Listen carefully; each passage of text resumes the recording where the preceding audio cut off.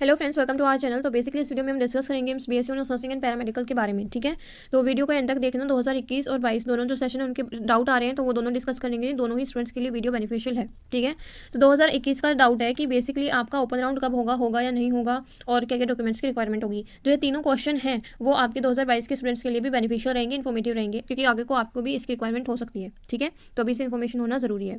आगे बात करते हैं। देखो, सबसे पहले इन्हीं का डाउट देख लेते हैं, फिर 2022 के स्टूडेंट के जो भी डाउट्स हैं कि एप्लीकेशन फॉर्म कब आएंगे, एग्जाम डेट क्या हो सकती है, सारी चीज़ें हम डिस्कस करेंगे। ठीक है, तो चलो पहले तो देख लेते हैं 2021 का जो डाउट आ रहा है वो। ये मैंने अपना 2021 का जो बीएससी ऑनर्स नर्सिंग का प्रोस्पेक्टस है या पैरामेडिकल का जो प्रोस्पेक्टस है वो ओपन कर रखा है। ये आपको साइट पे नहीं मिलेगा क्योंकि वहाँ पे पता नहीं क्या इशू है कि 2020 वाला शो करते हैं वो। ठीक है, तो वहाँ पे आप लोगों को ये अवेलेबल नहीं होगा। मैं टेलीग्राम चैनल का लिंक डिस्क्रिप्शन बॉक्स में डाल दूँगी, वहाँ से आप इसको एक्सेस कर सकते हो। चलो देखो, सबसे पहले इंपॉर्टेंट चीज़ तो क्या है कि आप लोगों को ओपन राउंड का जो डाउट है कि होगा या नहीं होगा, तो येस और नो में अगर मैं बोलूँ तो डेफिनेटली होगा। येस उसका आंसर है। क्यों होगा? क्योंकि देखो, आपकी हर एक जो बीएससी नर्सिंग है या फिर पैरामेडिकल है तो यहाँ पे पीडब्ल्यूबीडी की सीट्स होती हैं। जैसे यहाँ पे मैंने बीएससी ऑनर्स नर्सिंग कोर्स का लगाया हुआ है, तो यहाँ पे आप यूआर कैटेगरी की पीडब्ल्यूबीडी सीट देखोगे, ओबीसी की देखोगे, ईडब्ल्यूएस की देखोगे, एससी की देखोगे और एसटी की देखोगे। सीट यहाँ पे आपकी काफ़ी सारी है।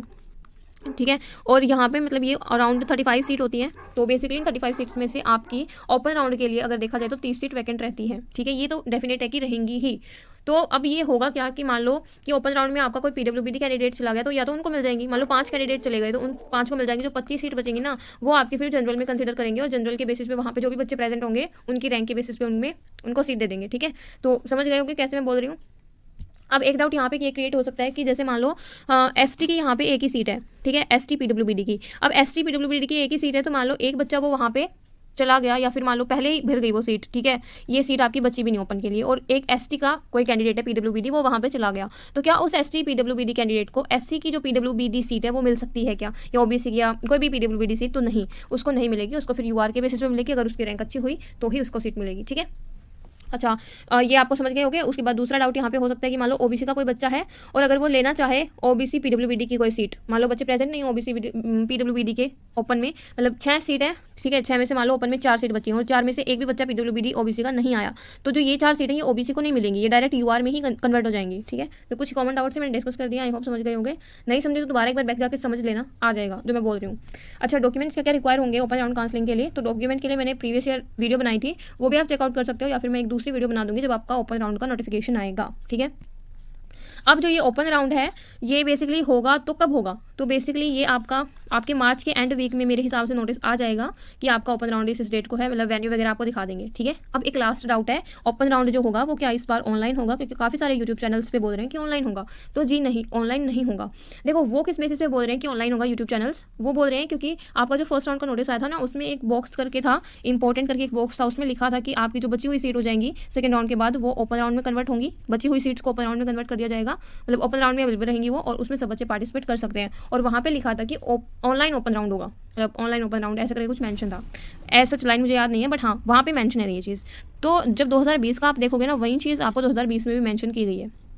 तो तब भी आपका ऑफलाइन ही हुआ था, ऑनलाइन नहीं हुआ था। तो इस बार भी है कि अगर वहाँ पे वो मेंशन है तो उसका कोई मतलब नहीं है, क्योंकि लास्ट ईयर भी था फिर भी वो ऑफलाइन ही हुई थी। तो अब की बार भी ऑफलाइन होगी, दिल्ली जाकर होगी। अगर आप कहीं भी हो, मान लो अगर आप राजस्थान से हो तो ऐसा नहीं है कि आप एम्स जोधपुर में जाकर अटेंड कर सकते हो, नहीं, आपको एम्स दिल्ली आना पड़ेगा। आपको पर्टिकुलर एक डेट दी जाएगी और पर्टिकुलर टाइम पीरियड भी रहेगा कि मतलब सुबह के 10 बजे के बाद वो अंदर एंट्री नहीं देंगे आपको। ठीक है, तो ये आपको ध्यान रखना है। बाकी सारी डिटेल में हम जो नोटिस आएगा उसमें हम डिस्कस करेंगे सारी बातें। अब 2022 वाले बच्चों का जो डाउट है कि हमारा एग्जाम, जैसे मान लो नीट का एग्जाम है, नीट का एग्जाम अभी जेई की डेट्स अनाउंस हुई हैं कि भाई मई तक आपका पूरा करा देंगे, तो जून या जुलाई में आपका नीट भी हो सकता है, प्रोबेबिलिटी है। तो क्या मतलब हमारा जो एम्स का एग्जाम है वो भी हो सकता है कि नहीं हो सकता? तो देखो, एक इंपॉर्टेंट चीज़ मैं यहाँ पे मेंशन करूँगी, जब लास्ट टाइम आपका 2020 में काउंसलिंग हुई थी तो ओपन राउंड आपका जनवरी में या फरवरी में हुआ था आई थिंक। ठीक है, और मार्च में आपको नोटिस रिलीज हो गया था एप्लीकेशन फॉर्म के रिगार्डिंग। मैं दिखाती हूँ, यहाँ पे आपको मेंशन है, देखो ये रहा, बेसिक रजिस्ट्रेशन आपका रिलीज हो गया था बीएससी नर्सिंग के लिए और पैरामेडिकल के लिए। स्टार्टिंग डेट थी 12 मार्च, 6 अप्रैल तक। तो बेसिकली यहाँ से आप आइडिया लगा सकते हो कि अगर मान लो पिछली बारी ओपन राउंड, पिछली बार 2020 में ओपन राउंड अगर फरवरी में हुआ था, तो अब की बार अगर मार्च में भी खत्म हो रहा है तो अप्रैल में आपके रिलीज हो जाएंगे। फिर आप इसके हिसाब से जो ये चीज़ें ना देख सकते हो, एक महीना शिफ्ट कर लो।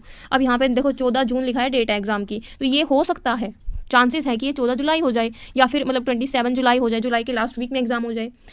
तो ऐसी पॉसिबिलिटी है कि जुलाई में हो जाएगा, जुलाई के एंड तक। तो चांसेस हैं ये, ठीक है। और मतलब अपनी तैयारी को उसी हिसाब से रखो, ऐसे पूरा अगस्त सितंबर अक्टूबर मतलब सोच के मत चलना। आपका जुलाई में एग्जाम हो जाएगा, मतलब ऐसा ही सोच के चलो, और प्रोबेबिलिटी भी यही है, ठीक है।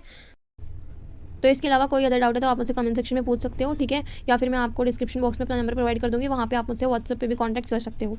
आगे बात करते हैं 2021 का जो हमारा बैच था, उससे हमारे 50 to 60 सिलेक्शन हुए हैं।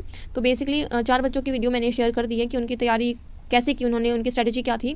तो बेसिकली देखो, यहाँ पे समृद्धि शर्मा है, उनकी KGMU BSc नर्सिंग में ऑल इंडिया रैंक 38 आई थी। शिवांश शर्मा है, उनकी 172 रैंक आई थी एम्स पैरामेडिकल में। उसके बाद हर्षिता शर्मा है, उन्होंने क्या किया था, अपना दिल्ली यूनिवर्सिटी का पैरामेडिकल एंट्रेंस एग्जाम क्रैक किया है। और बेसिकली मोनिका है, मोनिका की ऑल इंडिया रैंक 100 आई है AIIMS BSc honours nursing 2021 session में। अब हम बात करेंगे, देखो अगर आप तैयारी कर रहे हो नीट की तो डेफिनेटली आप इस एग्जाम को बहुत आसानी से क्रैक कर सकते हो। बट नीट में भी ऐसा होता है ना कि आपके 18 लाख बच्चे फॉर्म भरते हैं, तो उसमें से 2 लाख या 3 लाख बच्चे ऐसे होते हैं जिसके अच्छी तैयारी होती है, मतलब कि कह सकते हैं कि उनके 300 से ऊपर मार्क्स आते हैं। 3 लाख आई थिंक जिसकी रैंक होती है उसकी 300 नंबर आते हैं। तो बेसिकली बाकी जो बच्चे होते हैं, जो अब ये नहीं कि अगर आपने सिर्फ नीट की कोचिंग ले ली और पढ़ाई नहीं कर रहे हो तो हो जाएगा। अगर आप नीट की अच्छे से तैयारी कर रहे हो तो एक्स्ट्रा कुछ भी पढ़ने की रिक्वायरमेंट नहीं है, कुछ भी एक्स्ट्रा करो ही मत, कोई भी बुक मत देखो, कोई भी अदर कोचिंग कोर्स मत लो। अगर नीट की तैयारी पूरी शिद्दत से चल रही है तो ये एग्ज़ाम क्रैक हो जाएगा। लेकिन अगर आप नीट की तैयारी नहीं कर रहे हो और आपको सिर्फ 12th में हो अगर आप, या फिर आप 12th की जस्ट बाद यही एग्जाम देना चाहते हो, तो डेफिनेटली आप पेड कोर्स की तरफ जा सकते हो। आपको पेड कोर्स के बारे में व्हाट्सएप पे मैं पूरी इन्फॉर्मेशन प्रोवाइड कर दूंगी, तो आप मुझसे वहाँ पे कॉन्टैक्ट कर सकते हो।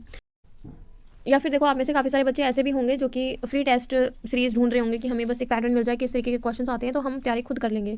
तो उसके लिए भी आप बेसिकली फ्री टेस्ट ज्वाइन कर सकते हो। हर संडे आपका टेस्ट होगा, बीच में मैंने बंद कर दिया था, रीज़न था उसका कुछ, और अभी हम दोबारा उसको स्टार्ट कर रहे हैं। तो कल आपका टेस्ट है फ्री, तो उसको डेफिनेटली दीजिएगा और देखिएगा कि आपके कितने मार्क्स आ रहे हैं, ठीक है। तो कल टेस्ट है, हर एक बच्चा देना। कैसे इनरोल कर सकते हो उसके लिए मैंने वीडियो बना रखी है, उसका लिंक मैं डिस्क्रिप्शन बॉक्स में प्रोवाइड कर दूँगी, वहाँ से आप देख सकते हो।